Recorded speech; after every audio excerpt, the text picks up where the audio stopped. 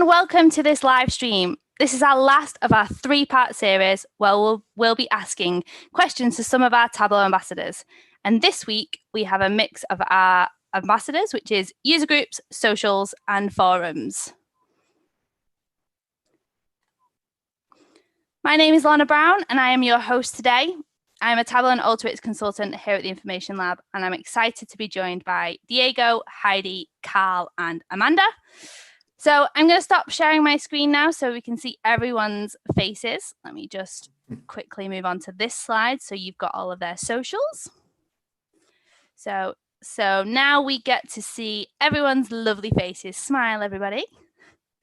So let's start by introducing yourself. Diego, could you kick us off, please? Well, hello, everyone. My name is Diego. I'm part of DS12.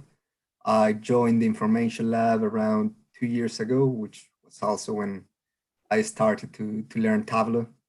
I mean, that's not really completely accurate. I had a bit of Tableau in like 3 years ago, but yeah, it was very brief. And yeah, I think that's about anything else, Lorna. Nope, all good. Heidi, tell us a little bit about you. I'm Heidi Kaiba. I started out using Tableau during university, so I wrote my thesis on that. That was 3.5 years ago. I had to self-teach and then started with the Information Lab 3 years back as a BI consultant. Today I work there as an analytics evangelist in the Information Lab in Germany. And I'm a newly minted 2020 Tableau Social Ambassador and also a co-leader for Data Plus Women Germany. Nice. And just on that one, Diego, you're the Forums Ambassador, right? Yeah, Forums Ambassador. Cool. Carl, could you introduce yourself, please? Yep, so I'm Carl Auction. I'm a social ambassador, but also Tableau Zen Master as of this year. I like Heidi's term of newly minted. I'll take that. Anything new is good, because I've been in the Tableau space for a lot of years now. So all the way back to 2012 when I started using the tool every day.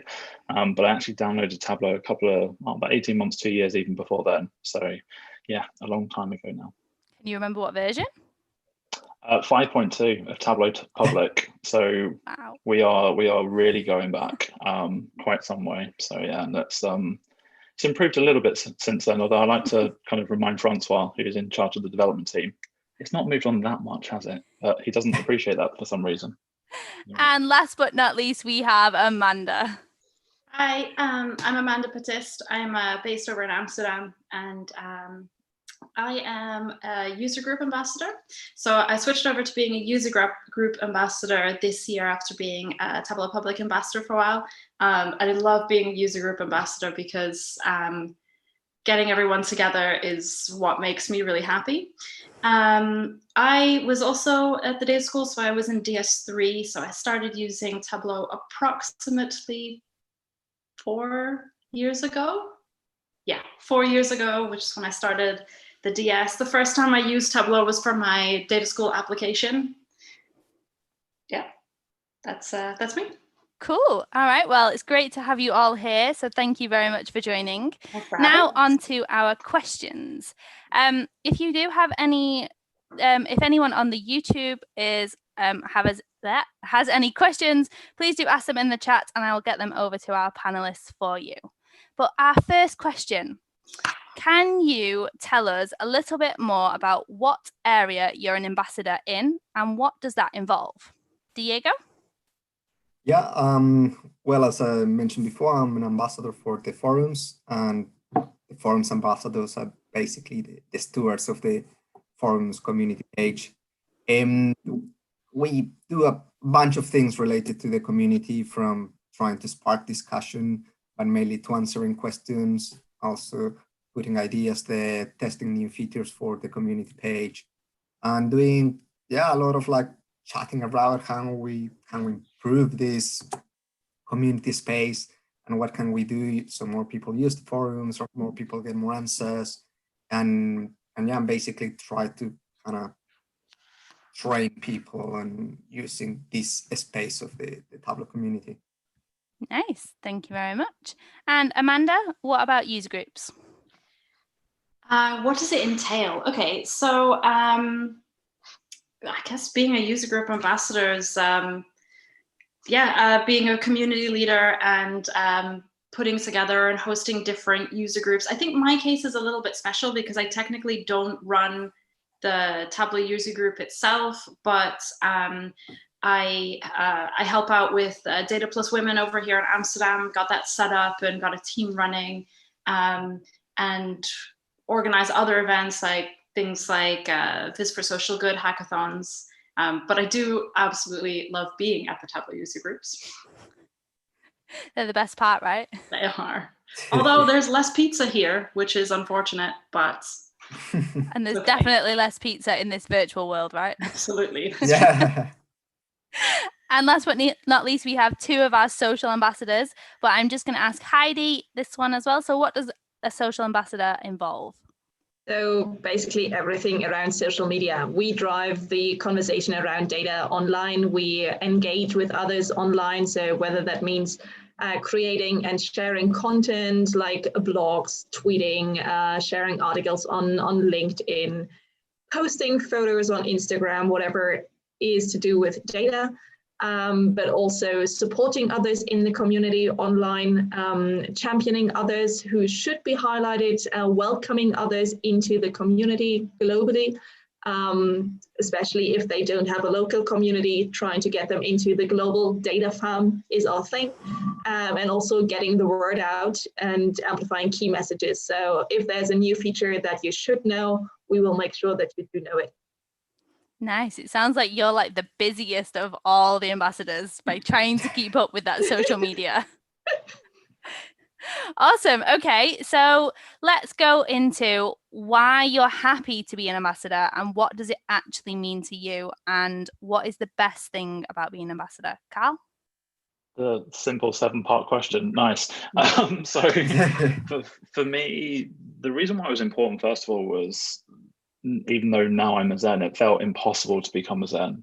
Back when I started using Tableau, the Zens were in their teens, not in terms of ages, they're not, it wasn't that long ago, but there weren't that many of them. And it felt like this big, massive hurdle between whatever people were creating in terms of content, etc., or marshalling the forums or doing amazing stuff within user groups. It felt that you had to be truly extraordinary to kind of make that jump to that level. So when the ambassador program first came in, I thought it was a great way for Tableau just to go and recognize contributions that are being made around the community. And I think kind of lots of us are kind of clear on this call that we're doing some things that are equal to others. We're doing some things that are lesser to others that don't get that recognition. And I don't envy the team at Tableau's task of going and picking the ambassadors every year. But what it does give is that kind of chance to, as kind of Heidi spoke about, especially in that social space, go and engage with a whole load of people that we wouldn't have the chance to otherwise. Completely echo Amanda's point around user groups being this great kind of collective space. But I do like how that social space, whether social media or blogging or whatever else, that chance to kind of learn and share and just go and contribute. And that for me is the big thing, that Tableau is giving us that a little bit more of a platform to go and do that. Go and escalate the work, whether that's running initiatives like prepping data, or for me, or whether it's writing blogs that eventually then turn into other things. It's kind of that platform that you can go and share and shout about the tool and just why it's working for you, both at work, but also at home in your personal life, and why you're having fun with this weird data tool that we've all kind of fallen in love with. And Diego, why do you like being an ambassador? For me, I think because the forums ambassadors are quite like special, like they have like less are less in the spot than the other ambassadors. We are less on Twitter. You probably hear less of them. But the role we do, I think, is nice when I see people like Jim Denner that is answering like lots of questions, and he's like retired and he just loves answering questions in the forums, and you really see people, it's like their hobby and they do it so selflessly. And we were having a discussion redoing some of the tracking of how many answers you were doing, and they were like, oh, I didn't even know there was a tracking, and I barely knew I was leading by 100,000 points. So it's really nice, and all of them kind of have this idea of like, well, you answer one question at a time and you're kind of helping one individual person with like a very real problem, because you go in the forums and it's people like, oh, I've been trying to do this on my work, or my boss needs this, like, how can I do it? I've been really trying to get this solved. And as I said, like sometimes, like even myself before, when I was applying to the data school, I posted, and it helped me to create the dashboard that eventually got me a job. And the same way that sometimes it may help someone to solve that problem, that means that, being able to finish work and go home and have dinner with their families. Like for me, like that's the pretty thing of like being there, helping people, just a couple of strangers, and then getting those thank you. It was really helpful. Like it was great. So that's good. Nice. Yeah. When the forums was unfortunately down for a while, you realize how much you actually use it and need it and get through to the forums. So yeah, definitely make sure you're on the forums and asking some questions. So we have a technical question in the chat. So this is an open floor one. Do you think relationships changes the way we use level of detail expressions and maybe make it obsolete? No, heck no. So relationships is definitely trying to make it easier that you don't have to use level of detail calculations as much. But for me, the level of control you can get through a level of detail calc is absolutely huge. I love LODs. I have a sneaky feeling there might be a question on this later, but I really love LODs. I battled with table calcs and spent my life pestering people like Diego on the forums to go and wrap my head around table calcs properly until I just had to teach it for years. But for me, level of details calcs are a great empowerer, especially when preparing data as well, because if you do get that duplication from joins and you just have to do that, LODs are a great way to go and knock that out. Sometimes you have to do that join somewhere else. It doesn't have to be in Tableau, at which point that would render the relationship model useless. So it's a big step forward. It's useful. It's taking, I think, us all something to kind of wrap our heads around it. But no, I still have a little soft spot in my heart for LODs, and I think they're here to stay. Okay, thank you. Back onto our question. So Diego, back to you again.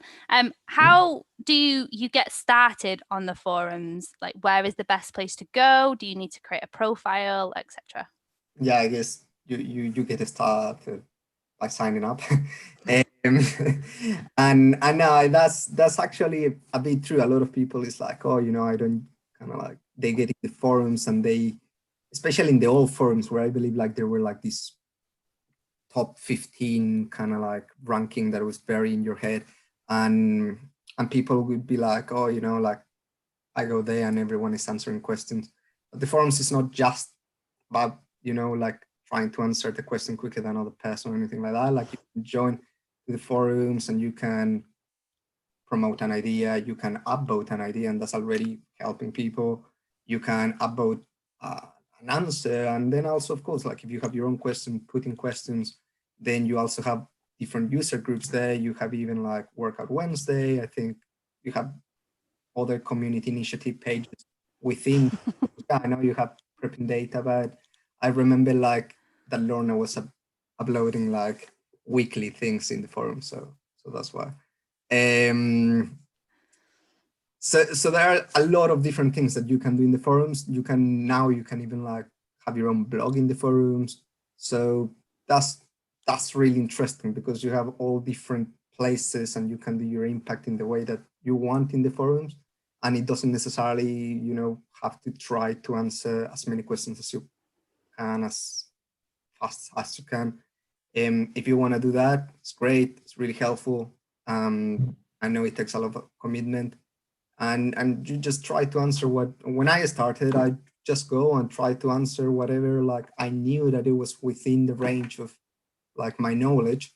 And eventually you go progressing, you go start learning more in the forums because you start seeing what other people is answering and all the different tips and techniques that are there. So I think like you start signing up, create your profile, and try to explore a bit the page and see where you can, where you want to take part in the forums, either that's ideas or answering questions.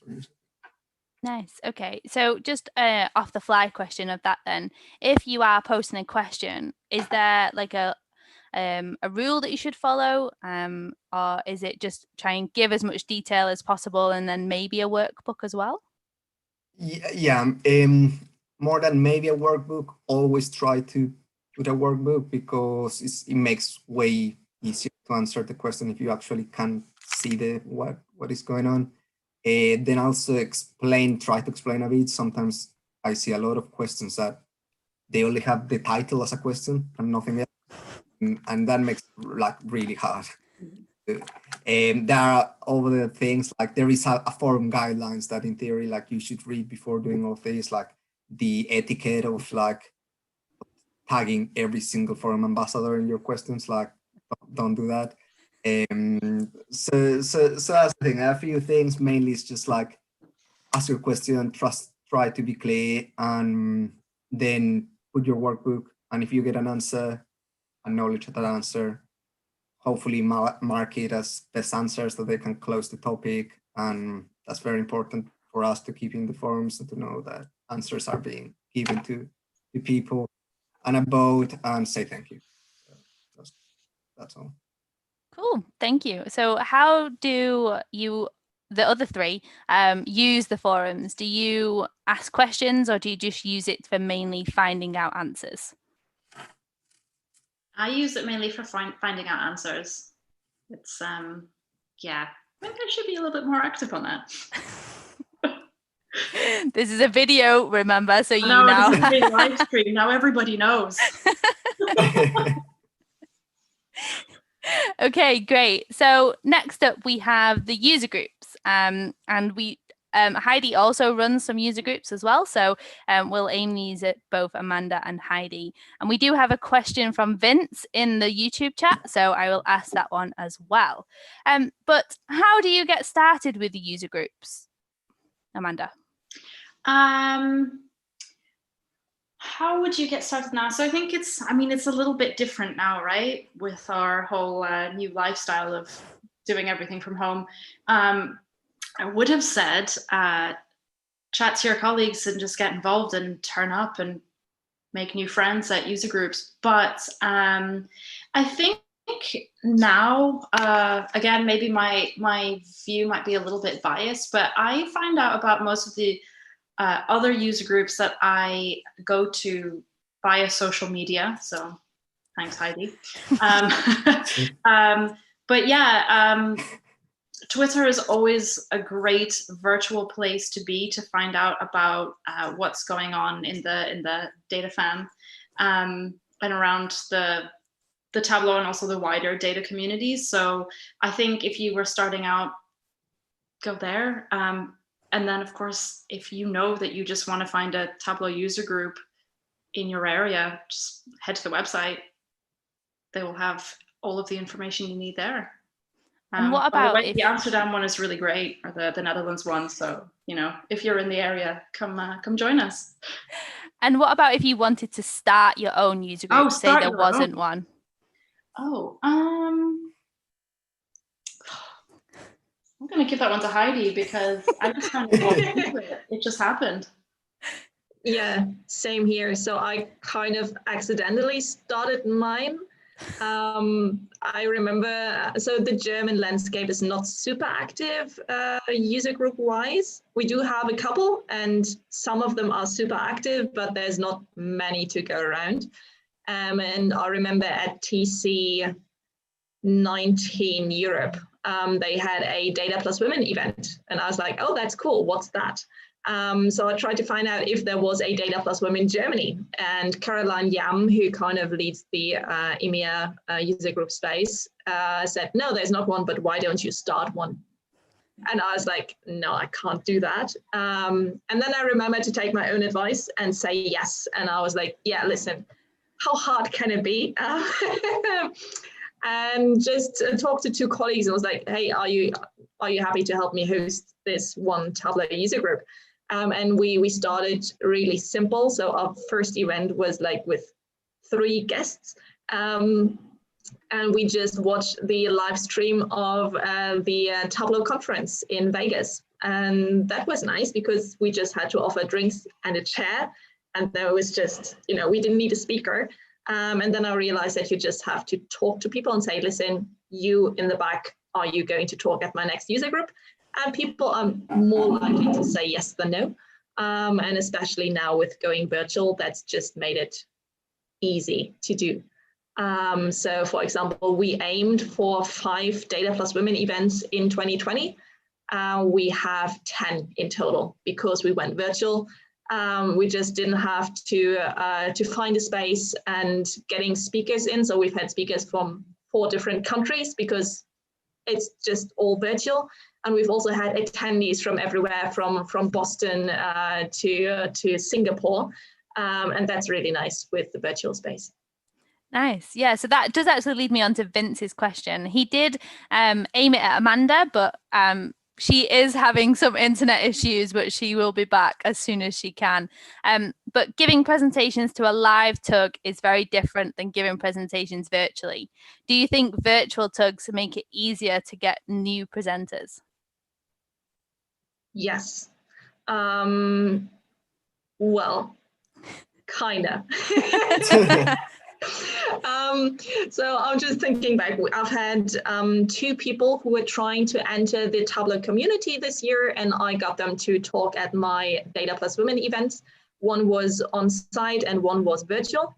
I think that virtual is easier in that you don't see the audience. So if you're new to public speaking, that may kind of, lower the inhibitions a bit that you might have with standing in front of a live crowd and then, actually seeing how red you get in the face or whatever.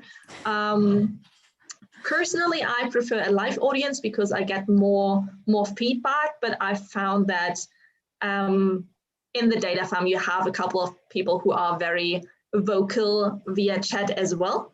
So it's super nice seeing the chat icon pop up while you're speaking and then reading through the comments later because you can't really do it while talking. So that's something I miss and the experience of being a speaker. But it's definitely a nice space to get people out there who wouldn't otherwise get out there. Nice. Okay. So the user groups are super useful and I love going and hearing people's stories. They've adapted well for this situation and I really do hope that they continue to go virtual in the future because it just makes it more accessible for a lot more people as well. So next up we have the socials. So again, we have Carl and Heidi on the socials, but how do you keep up?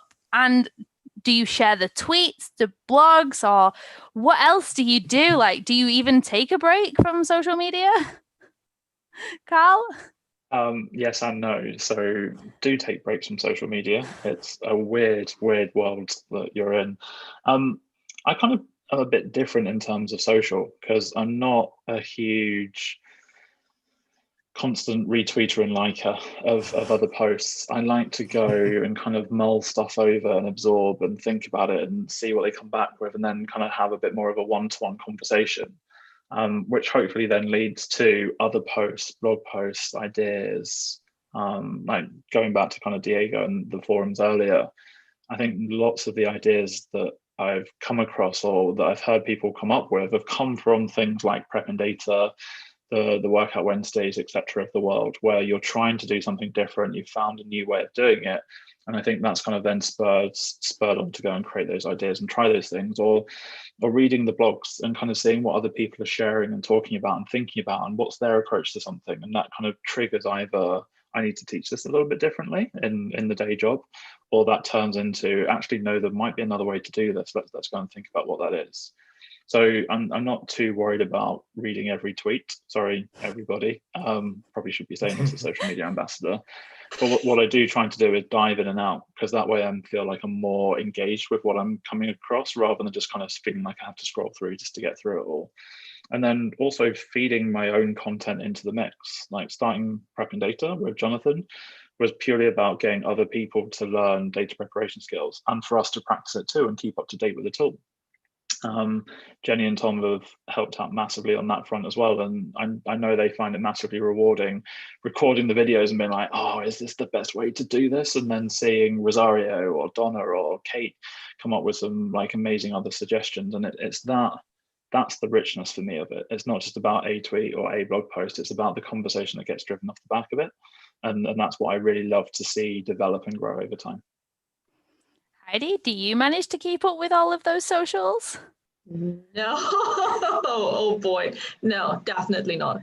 So I guess I approach it in a similar way to Carl. So every now and then I just reload my Twitter and then read through the top 5 to 10 tweets. And if one jumps out at me and I don't know, links to a blog post, I will read that if it's recommended by someone I know whose input I value and they find the title interesting. I don't really follow any blogs and I don't read the tweets of any one person consistently. So I just try to take the time to delve into what jumps out at me, but not keep like a comprehensive overview of everything that's going on Twitter, on Instagram, on LinkedIn, because that would be impossible. What I try to do is drive engagement. So if I find a discussion on Twitter that I find interesting, I will try to join that in, offer my 2 cents, and also see what value I can gain from others. And especially now that, I don't know, Corona leaves me personally quite lonely at times. So I find that virtual user groups help me a lot. So I try to share events when I see them happen, try to promote them, try to get people to engage with those events, and also tweet about those events later on if, again, something jumps out at me that I think everybody can gain from. Nice, thank you. Welcome back, Amanda. Thank you. I made it. Just one more point while we're talking about social, and yes, welcome back, Amanda. Is thinking through, like, go beyond the Tableau universe. I think that's where this stuff really becomes rich. So look at what other tools and what other people are doing with data. I'm really lucky. I'm a massive basketball fan, and kind of that intent is not just reading about later player transfers and all of that kind of stuff. It's more around what's happening in basketball with data. How are people analyzing the game and what they're looking at? That's what I started to use Tableau Public for originally, as well as trying to work out how to optimize my team back at a large insurer. But it was that kind of richness of what was happening on the screen in front of me in terms of basketball that then looped me back to how can I do that in Tableau? How can I make that easier? What can I share around that? And start a global conversation. And that's kind of what my first conference presentation was. So it's actually by going beyond the Tableau space and sharing what I'm finding outside of that in the Tableau space. For me, that was a really useful thing. And I love when people kind of come up with that stuff, or they've been using Tableau for a few years, maybe their job changes.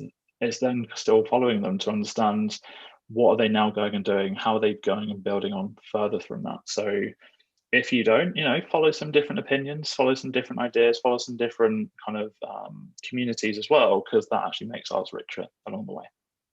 Totally. Vince says he tries to make sure that his retweet versus original content ratio is healthy. It's important to remember that your story and opinion matters beyond just what you share without adding your own thoughts. I want to know what Vince's ratio is. Can he write that down? Because I'm intrigued. Is that 1 to 10 to 100? Because for 100 likes, I'm now going to be measuring to see whether he knocks out that blog post. I'm sure he will comment back in the chat shortly. Yeah. Amanda, just whilst you were gone, there was another question from Vince that says, do you think virtual tugs make it easier to get new presenters? So what's your opinion on that? Yes, I definitely think so. I think a lot of things have changed in the virtual space. I think, mainly thanks to Heidi, there's... Oh no! Heidi, what was she going to say? Be as complimentary about yourself as you want to be. I want to know what I did right. Oh dear. Okay. Well, we'll come back to that question again when Amanda joins back with us. Such a clippy. So the next question is, do you have any advice on actually just getting started within this community? Heidi? Yes. So funnily enough, I actually have a 4-part blog post on exactly that outlined like the 12 steps it took me over the last 3 years. It will not take you 3 years to get engaged in the community. So some things I found is that networking really, really helps. So just reaching out to your network, joining events, especially now that everything's going virtual. There's no excuse not to visit events, and also just to see like who's in your area, who's out there. Same goes for Twitter. Like, if you don't want to get up from the couch, you can still engage with the data fam via Twitter, via LinkedIn, whatever floats your boat. It helped me to build a public portfolio. I know that's not everybody's preference, but going out there on Tableau Public and just sharing your work, asking for feedback will get you so many new contacts. And one thing I can recommend, which was a big step for me, was public speaking. So not only visiting your Tableau user groups, but speaking there as well.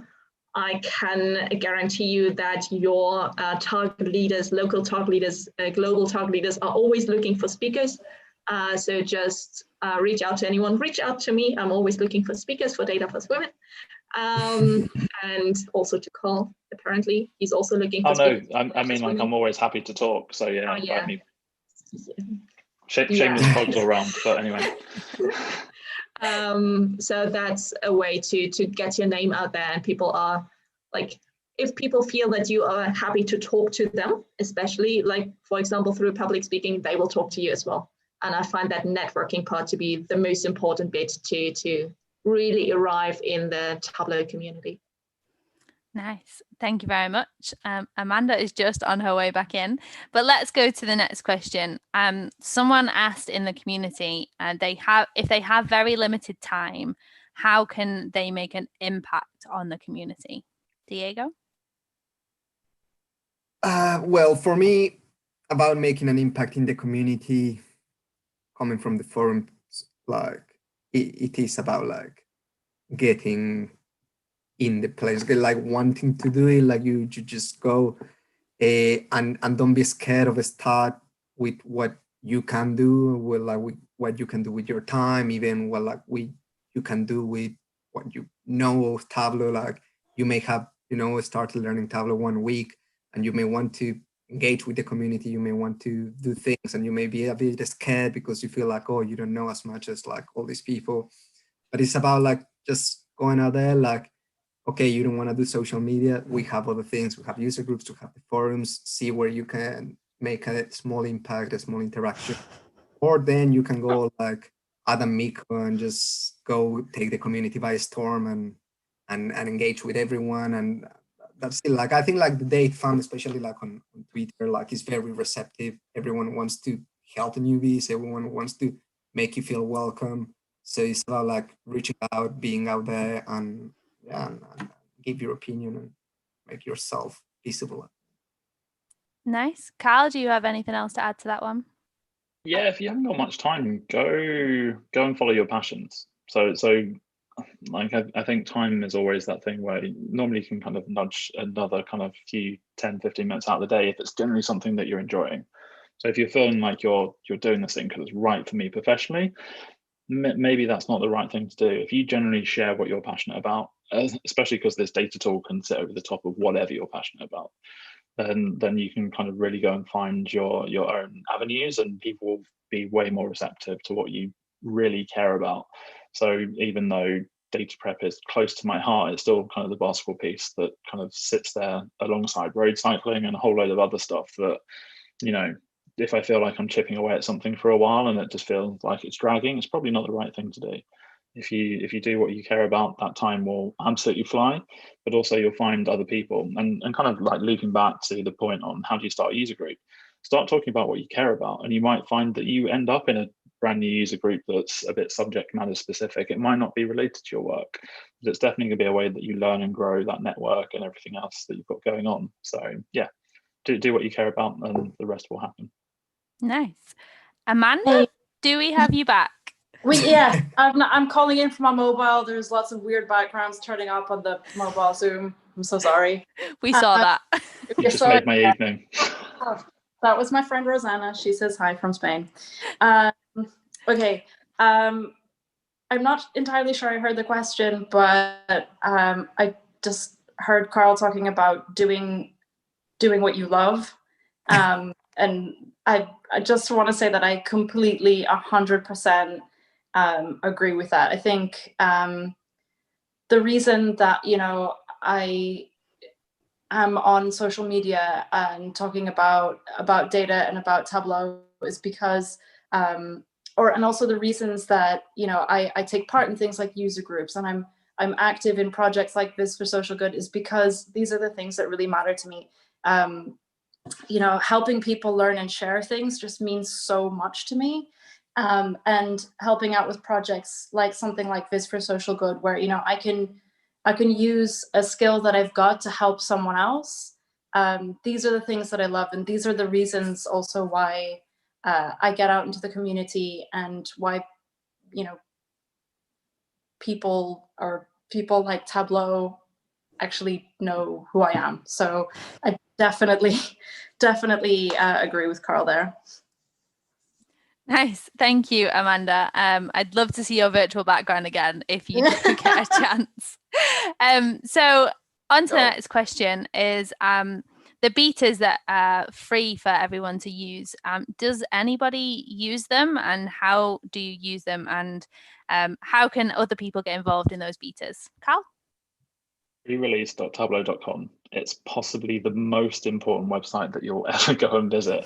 If you're trying to look for how you can make an impact in the shortest term, go and test what you do in Tableau every single day, whether that's on prep, whether that's on desktop, whether that's on server or online, and just work through those use cases that you're going to use. The devs are turning out so many fantastic pieces of functionality, and as much as I kind of joke the tool hasn't changed that much, it massively has.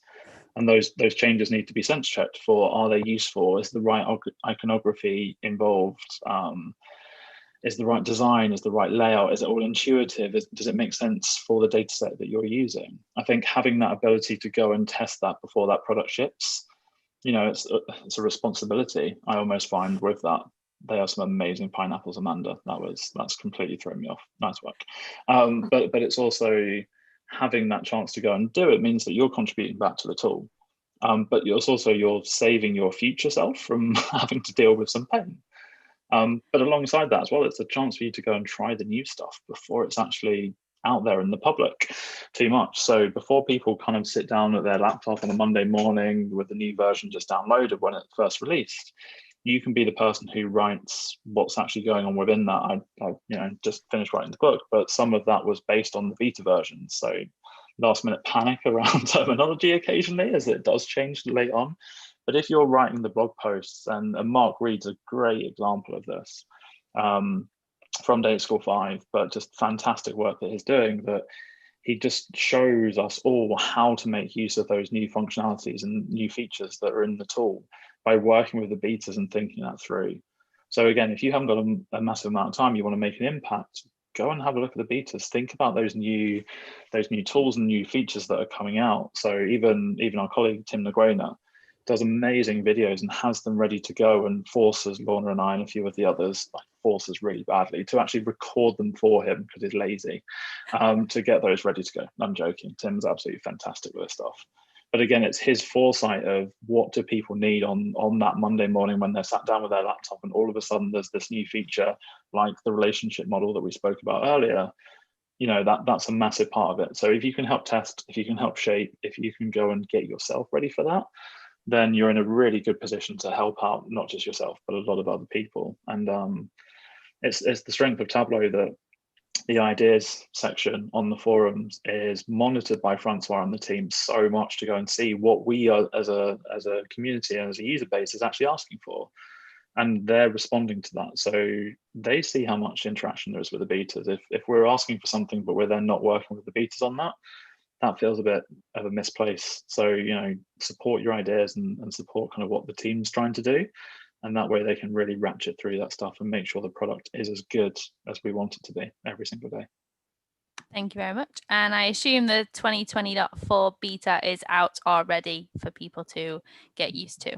There's a preview version, so it's an early beta, let's call it that. So some of those features are out there. If you want to test out prep web authoring, it's kind of there for people to go and have a play. And some of the other things that got mentioned and new connectors, etc., that's actually on pre-release.tableau.com right now. So you can go and have a look at those.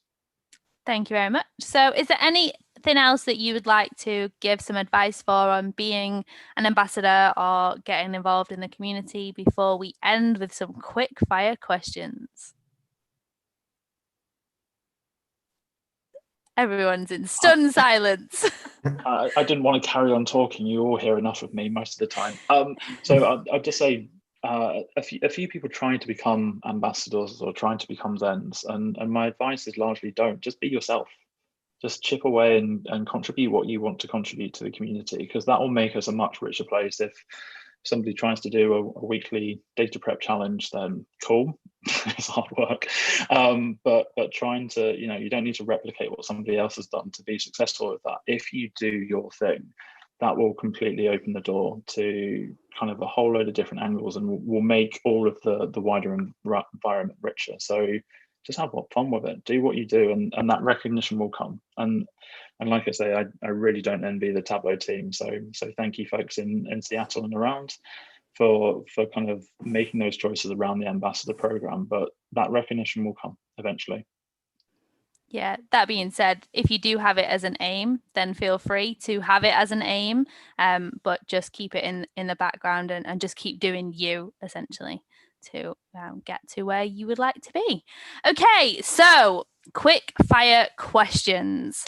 So the order we're going to go in is Carl, Diego, Heidi, Amanda.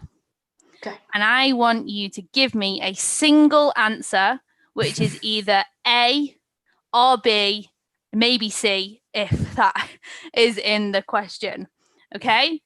Are we ready? Mm-hmm.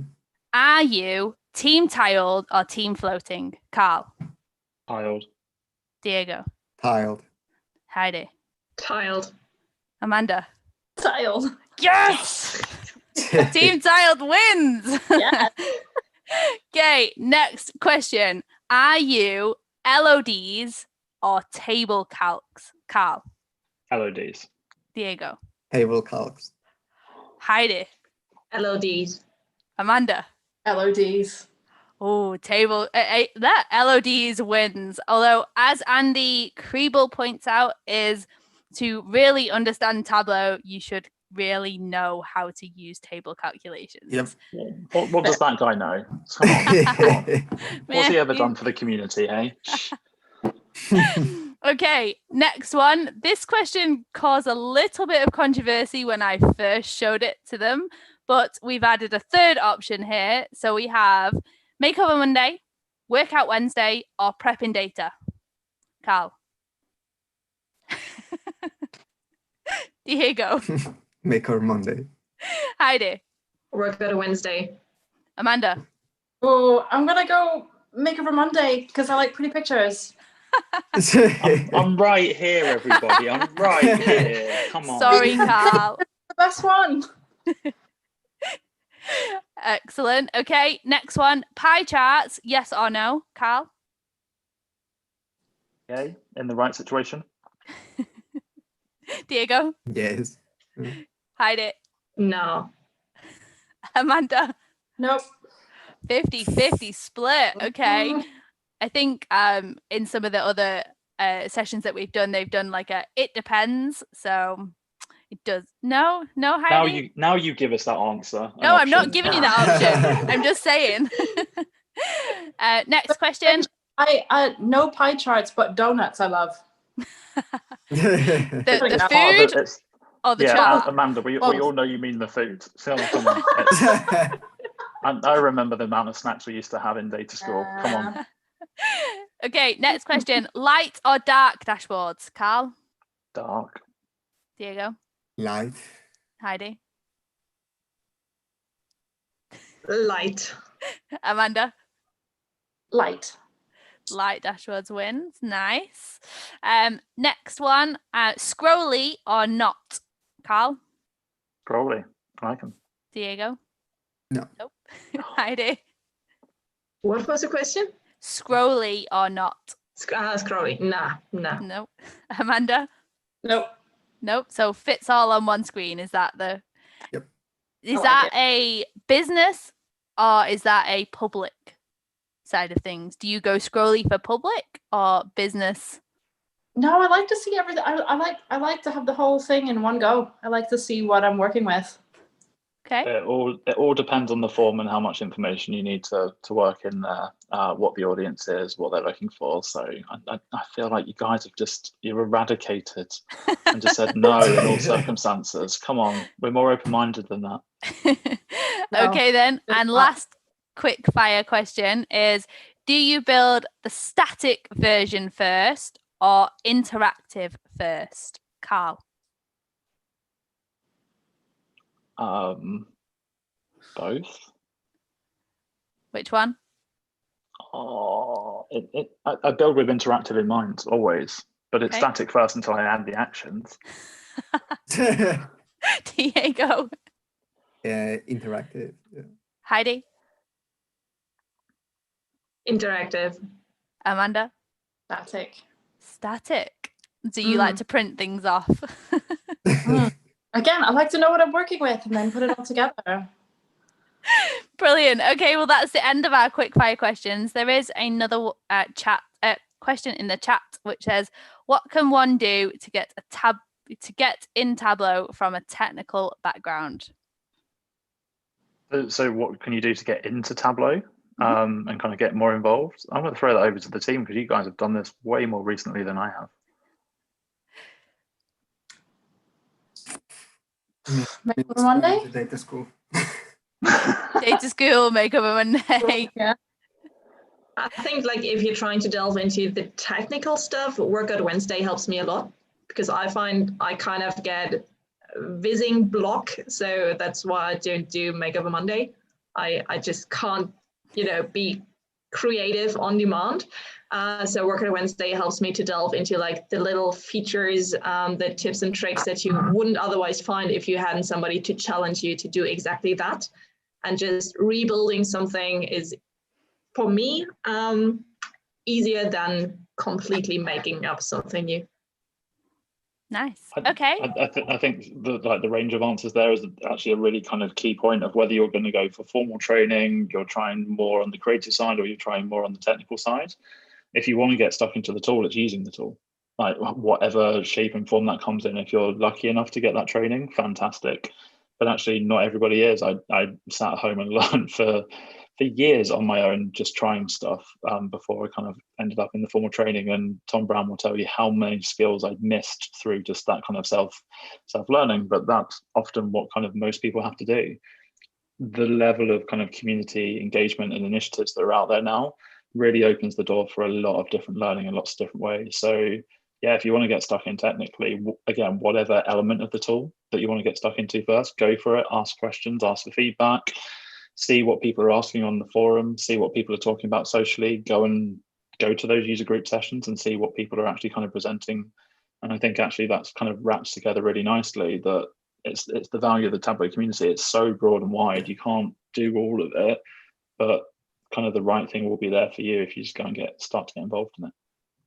Perfect. Thank you very much. So I think that is everything from us, unless anybody else has anything they would like to say. No? Okay, Thanks, well, thank you so much for chatting with us today, and thanks everyone who tuned in to watch. This was the last of our panel discussions with our ambassadors, so please subscribe to our YouTube channel or join our meetup page at till.bi/talkdata, where you can get some more information about other events we have on. So aside from all that, the last thing to say is thank you for joining and goodbye from all of us.